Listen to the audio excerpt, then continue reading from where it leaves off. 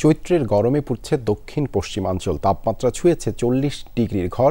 এ বিষয়ে জানাতে চুয়াডাঙ্গা থেকে যুক্ত হচ্ছেন সহকর্মী জিসান আহমেদ। জিসান, চুয়াডাঙ্গায় আজকের তাপমাত্রা কেমন? গরমে জনজীবনে কি অবস্থা দেখছেন?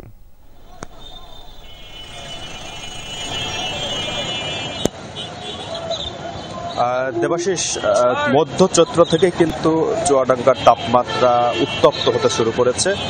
গতকাল চুয়াডাঙ্গায় এই মৌসুমে সর্বোচ্চ তাপমাত্রা রেকর্ড করা হয়েছিল 39.8 ডিগ্রি সেলসিয়াস। আজ বেলা 12টার সময় চুয়াডাঙ্গা তাপমাত্রা রেকর্ড করা হয়েছে 35.8 ডিগ্রি সেলসিয়াস।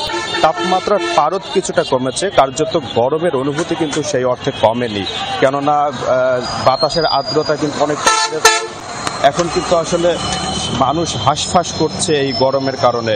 মৌসুমের শুরুতেই যদি এরকম গরম হয়, পরবর্তীতে কি হবে সেটা নিয়েও কিন্তু আসলে সাধারণ মানুষের মধ্যে নতুন করে চিন্তা বাড়িয়েছে, ভাবনা বাড়িয়েছে। সব থেকে বেশি দুর্ভোগে পড়েছে খেটে খাওয়া দিনমজুর শ্রেণীর মানুষ যারা রয়েছে, তারা আসলে এই ঈদকে সামনে রেখে না পারছেন ঘরে অলস বসে থাকতে, না পারছেন বাইরে বেরিয়ে তাদের দৈনন্দিন কার্যক্রম সারতে। ফলে জীবিকায় কিন্তু একটি ভাটাও পড়েছে।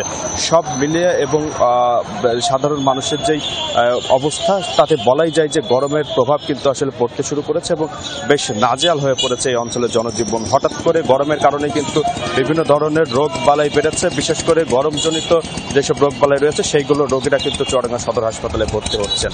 দেবাশিস।